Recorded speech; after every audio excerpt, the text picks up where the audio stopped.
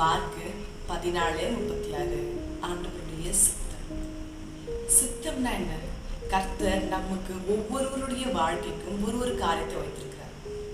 இப்போ for example, உலகத்துல ஒரு பொருள் உருவாக்கும் பொழுது அதை உருவாக்குகின்ற அந்த நபர் ஒரு பயனுக்காக, அதை இந்த வேலைக்காக பயன்படுத்தணும் ஒரு நோக்கத்திற்காக அதை உருவாக்கியிருப்பார். ஒரு பெண் எடுத்துக்கோங்க, மற்றபடி என்ன ஒரு விஷயம் வேணா எடுத்துக்கோங்க, பெண்ணுனா எழுதுதான், அதை வைத்து வேறு எந்த காரியமும் செய்ய முடியாது. அப்போ ஒரு பொருளுக்குமே ஒரு நோக்கம் இருக்குது. அந்த பொருளை அதற்காக மட்டுமே தான் உங்களால் பயன்படுத்த முடியும். நான் மற்ற விஷயத்துக்காக பயன்படுத்துவேன், பெண்ணை வச்சு நான் மற்ற வேலையெல்லாம் செய்வேன் அப்படின்னா செய்ய முடியாது. அதுக்கான பலன் என்ன? வெறும் எழுதுவது. அதே போல நம் ஒவ்வொருவருக்கும் தேவன் ஒரு சித்தத்தை வைத்திருக்கிறார். நீங்க இந்த பூமியில நிறைவேற்றுவதற்கு கர்த்தர் ஒரு காரியத்தை வைத்திருக்காரு. அதைத்தான் தேவன் சித்தம் சொல்றாரு. இந்த வார்த்தை யார் சொன்னாரா? ஏசப்பா அவருடைய வாயிலிருந்தே சொன்னார். அவர் அந்த கெத்செமனே தோட்டத்துல அவர் ஆண்டவரே, உமக்கு சித்தமானால் இந்த பாத்திரம் என்னை விட்டு நீங்கி போக உம்மால் ஆகும் பிதா கிட்ட ஜெபிக்கிறார். அதற்கப்புறம் இந்த வார்த்தை சொல்றார், ஆகிலும் என் சித்தத்தின்படி இல்லை, உங்களுடைய சித்தத்தின்படியே ஆக கடவுது. அப்போ நம்ம எதை செய்யறதுனாலும் கர்த்தருடைய சித்தத்திற்கு உங்களை நீங்க ஒப்புக்கொள்ளும். கர்த்தருடைய சித்தத்திற்கு உங்களை நீங்க அர்ப்பணிக்கணும். அப்படி சித்தத்திற்கு உங்களை நீங்க அர்ப்பணிக்கும் பொழுது அந்த வாழ்க்கை அழகா இருக்கும். கர்த்தர் அந்த சித்தத்துல உங்களை அழகா நடத்துவார். ஒருவேளை உங்க வாழ்க்கையில் அநேகமாயிரம் பிரச்சனைகள், போராட்டங்கள் இருக்கலாம். ஏன்னா நீங்க இன்னும் கர்த்தருடைய சித்தத்திற்குள்ளாக வரல. அப்படி நீங்க கர்த்தருடைய சித்தத்திற்குள்ளாக உங்களை நீங்க ஒப்பு கொடுக்கும் பொழுது உங்க வாழ்க்கையில இருக்கிற போராட்டங்கள் மாறும், உங்க வாழ்க்கையில இருக்கிற கவலைகள் மாறும். இதைத்தான் கர்த்தர் பேச விரும்புகிறார். ஆகிலும் என் சித்தத்தின்படி இல்லை ஆண்டவரே, உம்முடைய சித்தத்தின்படி. நம்ம கர்த்தரோட அநேக நேரம் யுத்தம் பண்ணி கொண்டிருக்கோம். கர்த்தர் சொல்லுவார், இதை செய், இதுதான் விருப்பம், இதற்குத்தான் நான் உன்னை உருவாக்குறேன், இதுதான் உன்னுடைய பலனன். கர்த்தர் அநேகமாயிரம் தடவை நம்மோடு பேசுகிறார். நமக்கு அது விருப்பம் இல்லை. அதை ஒதுக்கி, அதை தள்ளி, உங்களுக்கு விருப்பமானதை நீங்க சூஸ் பண்ணிக்கிறீங்க. உங்களுக்கு என்ன காரியங்கள் விருப்பமோ அதை நீங்க எடுத்து உபயோகப்படுத்திக்கிறீங்க. கர்த்தர் சொல்கிறார், அதல்ல, உனக்கேன்னு ஒரு சித்தம் வைத்திருக்கிறேன். அந்த சித்தத்திற்குள்ள நீ போகும் பொழுதுதான் எல்லாம் சரியா இருக்கணும். ஆண்டவருடைய சித்தத்திற்கு ஒப்பு கொடுங்க, சுற்றியுள்ள காரியங்கள் மாறும். கர்த்தருடைய சித்தத்திற்கு ஒப்பு கொடுத்து அர்ப்பணித்து அதற்கு உங்கள் வாழ்க்கையை மாற்றிக்கொள்ளுங்க. போராட்டங்கள் மறையும், பாடுகள் மறையும், நிந்தைகள் மறையும், தொல்லைகள் மறையும். எல்லாம் மறைந்து கர்த்தர் சரியாய் சீராய் உங்க வாழ்க்கையை நடத்துவார். இதைத்தான் கர்த்தர் பேசிக் கொண்டிருக்கார். கர்த்தரோட நீங்க யுத்தம் பண்ணாதீங்க, கர்த்தரோட நீங்க சண்டை போடாதீங்க. ஆண்டவரே, அது எனக்கு விருப்பம் இல்லை, என்னுடைய காரியம் வேறு, என்னுடைய சித்தம் வேறு, நீர் எதற்கு சொல்லுகிறீர் ஆண்டவரே? அதல்ல ஆண்டவரே, உம்முடைய சித்தத்திற்கு என்னை ஒப்பு கொடுக்கு. இயேசுவே பிதாவுடைய சித்தத்திற்கு ஒப்பு கொடுத்தா நீங்களும் நானும் எம்மாத்திரம்? அவருடைய சித்தத்திற்கு அர்ப்பணிக்கும் பொழுது மற்ற காரியங்கள் கர்த்தரையே பார்த்துக் கொள்வார். நீங்க எழுந்து போய் செய்யணும், நீங்க போராடணும், நீங்க காரியங்களை செய்யணும்னு அவசியம் இல்லை. கர்த்தர் உங்களுக்காக பேசுவார், கர்த்தர் உங்களுக்காக வழக்காடுவார், கர்த்தர் உங்களுக்காக எல்லாவற்றையும் செய்ய போதுமான ஆண்டவராக இருக்கிறார். அதான் கர்த்தர் பேசுறார் உங்ககிட்ட, என்னுடைய சித்தத்திற்கு உன்னுடைய வாழ்க்கை ஒப்புக்கொடு.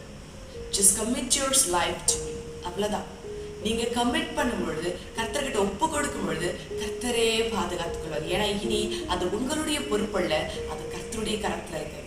அதை கர்த்தர் பார்த்துக் கொள்வார், கர்த்தர் ஆசீர்வதிப்பார், கர்த்தர் நடத்துவார். கர்த்தரே உங்களுக்கு எல்லாவற்றையும் செய்ய போதுமான ஆண்டவராக இருக்கார். இப்போ இனிமே அது உங்களுடைய சாய்ஸ். கர்த்தர் எப்பவுமே யாருமே ஃபோர்ஸ் பண்ண மாட்டார். ஒரு வசனம் இருக்கு, இதோ அவர் வாசற்படியிலே கதவை தட்டுகிறார், ஒருவன் அவரை ஏற்றுக்கொண்டால் அவன் உள்ளே அவர் அந்த மனிதனோடு கூட மோஜனம் பண்ணுவார். which means கர்த்தர் சொல்லுவார், கர்த்தர் கேட்பார், நான் உன்னோடு கூட வாசம் பண்ண உனக்கு விருப்பமா? கர்த்தர் உங்களிடம் கேட்பார். நீங்கள் விருப்பப்பட்டால், நீங்கள் அழைத்தால் மாத்திரமே கர்த்தர் உங்களோடு கூட வந்திருப்பார். அப்படி இல்லைன்னா கர்த்தர் போய்விடுவார். எல்லாமே கடைசி எங்க நிற்கிறா? உங்களுடைய choice. Christianity is all about your decision. நீங்க எடுக்கிற முடிவுகள், நீங்க எடுக்கிற சாய்ஸ். அப்போ கர்த்தருக்கு உங்க வாழ்க்கையை நீங்க ஒப்பு கொடுக்கும் பொழுது மிச்ச காரியத்தை கர்த்தர் பார்த்துக்குவார். இதைத்தான் கர்த்தர் இன்றைக்கு உங்களோடு கூட பேசிக் கொண்டிருக்கார். What is your decision? நீ என்ன விருப்பப்படுகிற, நீ என்ன டிசைட் பண்ற, உனக்கு நான் என்ன செய்யணும்?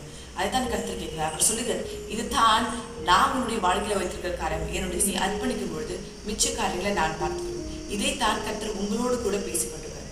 அப்படி நீங்க ஒப்பு கொடுங்க, மிச்சத்தை கர்த்தரே பார்த்துக்கொள்வார். இப்போ ஒரு சார் நம்ம அவரை நோக்கி ஜெபிப்போம். அவர் நோக்கி கேட்போம், ஆண்டவரே உம்முடைய சித்தத்திற்கு என்னுடைய வாழ்க்கையை அனுப்ப கொடுக்கிறேன். நீர் மற்ற காரியங்களை பார்த்துக்கொள்ளும். நீர் என்னுடைய ஜெபங்களை கேளும். நீர் எனக்காக பேசும். நீர் எனக்காக வழக்காடும். நீர் எனக்காக யுத்தம் செய்யும். நீர் எனக்காக எல்லாவற்றையும் செய்து முடியும்னு சொல்லிட்டு நீங்க கர்த்தருடைய சித்தத்திற்கு உங்களை நீங்க ஒப்பு கொடுக்கும் பொழுது கர்த்தரே எல்லாவற்றையும் பார்த்துக்கொள்வார். கர்த்தரே சகலவற்றையும் பார்த்துக்கொள்வார். சித்தத்திற்கு ஒப்பு கொடுக்கணுமா வேணாமான்னு நீங்க டிசைட் பண்ணிக்கணும். சித்தத்திற்கு ஒப்பு கொடுத்தா கர்த்தர் நிறைவாய் அழகாய் தேவைகளை சந்திப்பார். போராட்டங்கள் எல்லாவற்றையும் கர்த்தர் பார்த்துக்கொள்வார்.